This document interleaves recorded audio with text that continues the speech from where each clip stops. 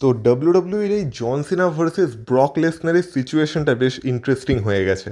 তার কারণ হচ্ছে আমরা জন সিনা ভার্সেস ব্রক লেসনারের ম্যাচ নিয়ে যেটা ভাবছিলাম, এ তো দেখি তার থেকেও বড় খেলা চলছে। কী খেলা চলছে আর কীভাবে ডাব্লিউডাব্লিউই এইডাব্লিউকে পুরোপুরি শেষ করে দিতে চাইছে সেটা নিয়ে কথা হবে এই ভিডিওতে। তো ভিডিওটা পুরোটা দেখে স্কিপ করো না, কারণ তোমরা দেখছো wrestle entertainer. So let's start the entertainment.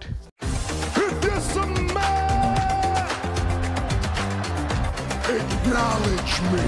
Acknowledge me. You there, sitting at home. Acknowledge me. কিন্তু জন সিনা ভার্সেস ব্রক লেসনারের কথায় আসার আগে গতকাল হয়ে যাওয়া ট্রিপল এ রেসলমেনিয়া মানে ট্রিপল মেনিয়া নিয়ে একটু কথা বলা যাক। তো কালকে ডাব্লিউডাব্লিউই আর এ মিলে প্রস্তুত করেছিল ট্রিপল মেনিয়া। তো সেই ট্রিপল মেনিয়া থেকে আমরা কিছু মোমেন্ট দেখতে পেয়েছি, যে মোমেন্টগুলো সত্যি খুব ইন্টারেস্টিং। যেমন একটা রয়্যাল রাম্বল টাইপের ম্যাচ হয়েছিল শুরুর দিকে, যেখানে আমরা ডাব্লিউডাব্লিউই থেকে ওটিসকে দেখতে পেয়েছিলাম, এলডব্লিউকে দেখতে পেয়েছিলাম, কিন্তু সবথেকে বড় অ্যাট্রাকশন যেটা ছিল সেটা ছিল ওমস। কারণ ওমসকেও কালকে আমরা সেই ম্যাচে দেখতে পেয়েছিলাম, আর ওমস তো পুরো ডমিনেট করেছে ম্যাচটাকে। কিন্তু সবথেকে ভালো মোমেন্ট ছিল যে ওই ম্যাচে ওমসের সাথে আরেকজনও ছিল, যে হচ্ছে মাইক্রোম্যান। আর মাইক্রোম্যানের হাইট এতটাই ছোট যে একটা 3 বছরের বাচ্চাও যদি তার সামনে দাঁড়ায় তবু হয়তো 3 বছরের বাচ্চাটাকে বেশি লম্বা মনে হবে। তো সেই মাইক্রোম্যানের সামনে যখন ওমসের মতো বড় জায়েন্ট দাঁড়িয়েছিল, তখন মোমেন্টটা বুঝতেই পারছো কেমন হওয়ার ছিল, আর ঠিক সেটাই হয়েছে। আর এই যে মোমেন্টটা কালকে ওই ম্যাচে দেখা গেছে ওমস আর মাইক্রোম্যানের মধ্যে, এই মোমেন্টটা অল ওভার সোশ্যাল মিডিয়ায় 82 কোটির উপরে ভিউ জেনারেট করেছে। মানে যেখানে ডাব্লিউডাব্লিউ এরকম ভিউ জেনারেট করার জন্য ব্রক লেসনার, রোমান রেইন্স, জন সিনা এদের মতো সেলিব্রিটিদের দরকার পড়ে, সেখানে ওমস আর মাইক্রোম্যানের এই মুভমেন্টটা অল ওভার সোশ্যাল মিডিয়ায় এত মিলিয়নের উপরে ভিউ জেনারেট করে ফেলেছে। তো এটা সত্যি ইনসেন। আর এরকম মোমেন্টের জন্যই অ্যাকচুয়ালি আমরা প্রফেশনাল রেসলিংকে ভালোবাসি। আমার তো মনে পড়ে যেমন গ্রেট খালি আর রে মিস্ট্রির মধ্যে আমরা এরকম একটা মোমেন্ট দেখেছিলাম, গ্রেট খালি আর হর্নস অগালের মধ্যে আমরা এরকম একটা মোমেন্ট দেখেছিলাম। তো এই মোমেন্টগুলো দীর্ঘদিন ধরে মনে রাখা হয়। তো সেরকমই একটা মোমেন্ট কালকে আমরা ট্রিপল মেনিয়া থেকেও পেয়েছি। আর একটা বেশ ইন্টারেস্টিং মোমেন্ট ছিল যখন আমরা দেখেছিলাম যে জাজমেন্টের এগেনস্টে ট্রিপলের একটা টিমের ম্যাচ ছিল, যে এই টিমের মধ্যে আমাদের পপুলার মিস্টার ইগুয়ানাও ছিল। তো একটা মোমেন্টে ইগুয়ানা আর ফিন ব্যালার সামনাসামনি এসেছিল। এবার ইগুয়ানার তো আমরা জানি মানে মিস্টার ইগুয়ানার হাতে ইগুয়ানাটা থাকে, তো তার সামনে ফিন ব্যালার নিয়ে এসেছিল তার দিমনিতোকে। আর দিমনিতো হচ্ছে ডিমন ফিন ব্যালারের একটা পুতুল, যেইটা আমরা দেখতে পাই যে মিস্টার ইগুয়ানাকে খেয়ে ফেলে। তো সেটাও একটা ফানি মোমেন্ট ছিল। আর এই মোমেন্টটাও মানে দেখার মতো ছিল, মানে এনজয় তো তোমরা করবে। মানে ট্রিপলের যে ক্যারেক্টারগুলো আছে না, প্রত্যেকটা ক্যারেক্টার এনজয় করার মতো। তো এই যে ডিমনিতোর যে পুতুলটা যেটা ফিন ব্যালার এনেছিল, মানে আমরা সবাই ডিমন ব্যালারের আশা করে বসেছিলাম, সেখানে ডিমন ব্যালার রূপে এলোকে ডিমনিতো। কিন্তু যাই হোক না কেন, এই পুতুলটাকে এখন ডাব্লিউডাব্লিউ তাদের শপে বিক্রি করাও শুরু করে দিয়েছে। তো কেউ যদি কিনতে চাও ডাব্লিউডাব্লিউ শপ থেকে গিয়ে কিনতে পারো। আর একটা মোমেন্ট আমরা দেখতে পেয়েছিলাম মেন ইভেন্ট থেকে, যেখানে মেন ইভেন্টে একটা ফেটাল 4-ওয়ে ম্যাচ ছিল, যেখানে এল হিরো ডেল ভিকিঙ্গো তার championship triple mega championship defend করছিল এগেনস্ট ড্রাগন লি, ডার্টি ডমিনিক মিস্টেরিও আর এল গ্র্যান্ডে আমেরিকানো। তো এই ম্যাচে আমরা একটা মোমেন্ট দেখতে পাই যেখানে দেখে মনে হচ্ছিল যে আমাদের ডার্টি ডমিনিক মিস্টেরিও এই ম্যাচটা জিতে যাবে, কিন্তু সেই সময় ডার্টি ডমিনিককে কস্ট করতে কে আসে? The phenomenal one AJ Styles. তো এজে স্টাইলসকে শুধুমাত্র আমরা টিএনএতে না, ট্রিপল এতেও দেখতে পেয়ে গেছি, যেখানে এজে স্টাইলস আসে একটা মুখোশ পরে। তারপর আমরা দেখতে পাই সে এই ম্যাচটায় ডমিনিক মিস্ট্রিওকে কস্ট করে দেয়, যেখানে তাকে একটা স্টাইলস ক্লাসও মেরে দিয়েছিল এজে স্টাইলস, আর তারপর রেফারিকে তোলে। আর সেই সময় আমাদের যে এল হিরো ডেল ভিকিঙ্গো ছিল, সে তার চ্যাম্পিয়নশিপ ডমিনিককে পিন করে রিটেন করে নেয়। তো জানা যাচ্ছে আবার একটা ওয়ার্ল্ডস কোলাইড হবে, তো সেখানে আবার ডমিনিক আর এল হিরো ডেল ভিকিঙ্গোর ম্যাচ হবে। কিন্তু এজে স্টাইলস আর ডমিনিকের ফিউড ট্রিপল এতেও কন্টিনিউ ছিল। আর এরপর এদের যে ম্যাচটা হতে চলেছে, সেই ম্যাচে এজে স্টাইলসের কাছে সত্যি অনেক বড় চান্স আছে যে AJ Styles brand new Intercontinental champion হয়ে যেতে পারে। তো দেখা যাক। কিন্তু হ্যাঁ, কালকে ট্রিপল মিনিয়া অ্যাকচুয়ালি একটা ভালো প্রিমিয়াম লাইভ ইভেন্ট ছিল। প্রিমিয়াম লাইভ ইভেন্ট না, ওদের এখানে তো পেপার ভিউ বলা যেতে পারে। কিন্তু সবথেকে মজার ব্যাপার হলো এটা ইউটিউবে পুরো ফ্রিতে আপলোড করা আছে।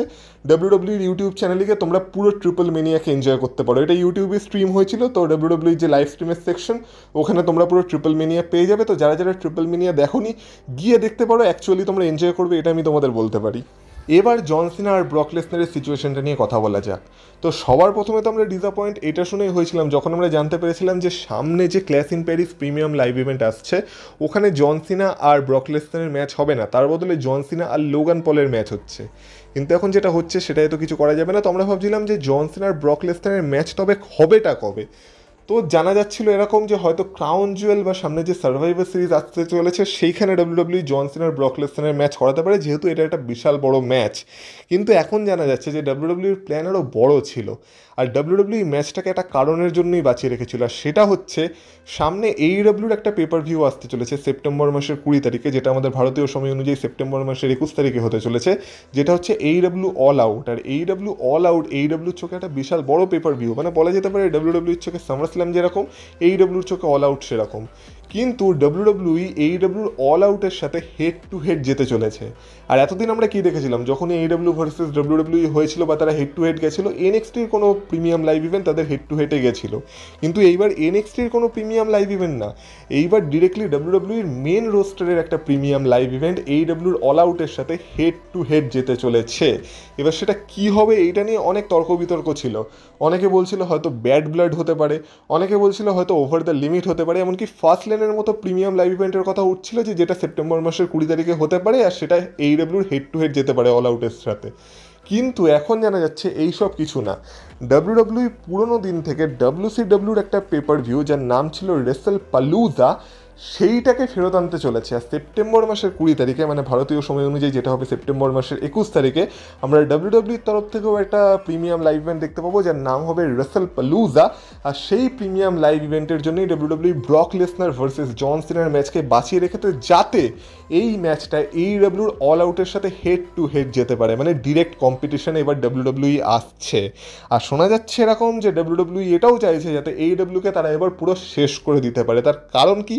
তার কারণ হচ্ছে আমরা জানি ডাব্লিউডাব্লিউ আর টিএনএরও একটা পার্টনারশিপ চলছে। তো ডাব্লিউডাব্লিউ চায় যে ডাব্লিউডাব্লিউর পর যদি দ্বিতীয় নম্বরে কোনো মানে এরকম রেসলিংয়ের আর কি কোম্পানি থাকে, তো সেটা যেন টিএনএ হয়, এইডাব্লিউ না হয়। আর সেই কারণে এইডাব্লিউকে পুরোপুরিভাবে শেষ করার জন্য ডাব্লিউডাব্লিউ এই মুভটা নিয়েছে। আর এইভাবেই ধীরে ধীরে ডাব্লিউডাব্লিউ এবার এইডাব্লিউর সাথে ডিরেক্ট কম্পিটিশনে আসবে।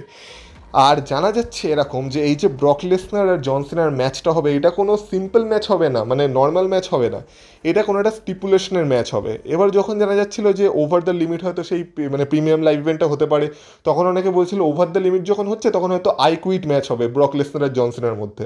কিন্তু এখন যখন জানা গেছে যে সেটা ওভার দ্য লিমিট হচ্ছে না, সেটা হতে চলেছে রেসেল পালুজা, তো জানা যাচ্ছে যে দুটো স্টিপুলেশন এই ম্যাচে লাগানো যেতে পারে। এক হচ্ছে লাস্ট ম্যান স্ট্যান্ডিং, মানে ব্রক লেসনার আর জন সিনার মধ্যে একটা লাস্ট ম্যান স্ট্যান্ডিং ম্যাচ হতে পারে, আর না হলে একটা নো হোল্ডস বার মানে স্ট্রিট ফাইট টাইপের ম্যাচ হতে পারে আর কি।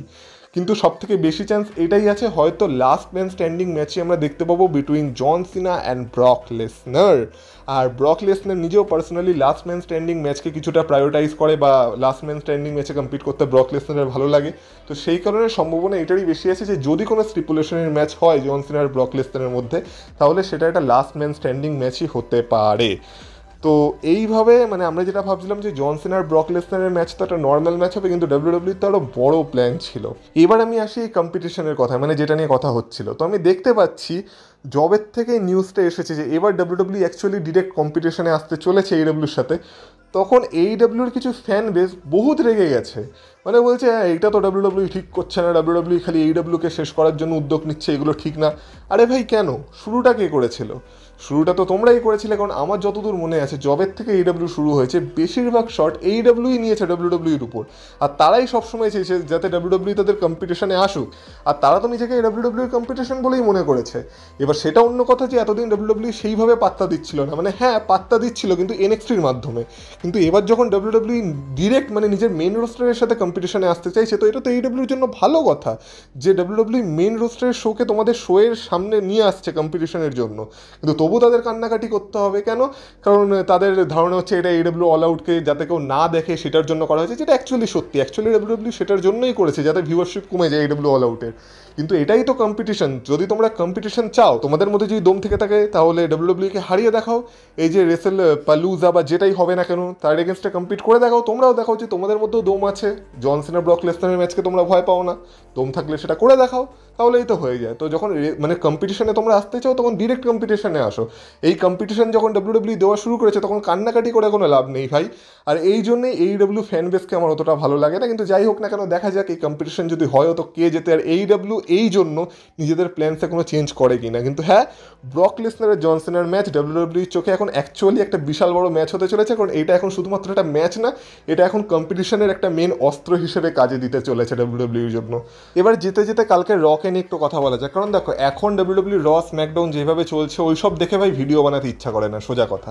কিন্তু কালকের র অ্যাকচুয়ালি ইন্টারেস্টিং হয়তো হতে পারে, তার কারণ হচ্ছে কালকের রতে সিএম পাঙ্ককে অ্যাডভার্টাইজ করা আছে, তাছাড়া কালকে ভিজন মানে সেথ রলিন্সের টিমেরও একটা সেগমেন্ট হতে চলেছে, এছাড়া ব্রন ব্রেকার ভার্সেস জে উসোরও ম্যাচ আছে, ওই দিক থেকে ইন্টারকন্টিনেন্টাল চ্যাম্পিয়নশিপের জন্য ম্যাচ আছে যেখানে বেকি লিঞ্চ তার টাইটেল ডিফেন্ড করবে এগেনস্ট নাটালিয়া, এছাড়া ইও স্কাই ভার্সেস রাকেল রড্রিগুয়েজেরও ম্যাচ আছে, পেন্টা ভার্সেস জেভিয়ার উডসের মধ্যে ম্যাচ আছে সেই টুপি চুরি করা নিয়ে, এছাড়া নায়োমি কালকে কী সিচুয়েশনে আছে সেটাকে অ্যাড্রেস করতে চলেছে, মানে নায়োমির এই ইঞ্জুরিটা নিয়ে অনেক রিউমার আসছে যে নায়োমি হয়তো 9 মাসের জন্য বেরিয়ে যেতে চলেছে, মানে নায়োমির এমনই কোনো ইঞ্জুরি হয়েছে তাকে হয়তো টাইটেল রিলিংকুইশ করতে হতে পারে। তো অ্যাকচুয়ালি তার সাথে সিচুয়েশন কি সেটা কালকে আমরা র থেকে জানতে পারবো, কারণ কালকের রতে নায়োমি আসতে চলেছে আর তার সিচুয়েশনকে সে অ্যাড্রেস করতে চলেছে। এছাড়া কালকে আমাদের TC1 মানে রোমান রিংসেরও রিটার্ন হতে চলেছে, তো কালকের র ইন্টারেস্টিং হতে চলেছে। তো দেখা যাক কালকের র দেখার মতো হয় কিনা আর কালকের র ভিডিও বানানোর মতো র হয় কিনা। কিন্তু যাই হোক না কেন, তোমরা বলো তোমরা কালকে রয়ের জন্য ইন্টারেস্টেড আছো কিনা, তোমাদের এই জন সিনা ভার্সেস ব্রক লেসনারের সিচুয়েশনটা নিয়ে কী মতামত।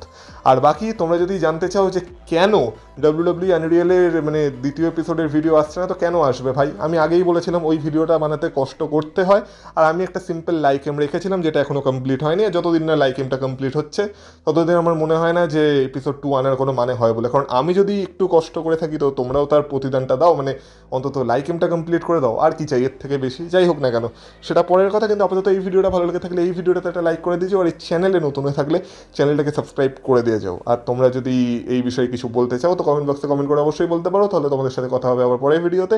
ভিডিওটাকে পারলে হাইপ করে দিয়েছো, আর ততক্ষণ তোমরা ভালো থেকো, টাটা।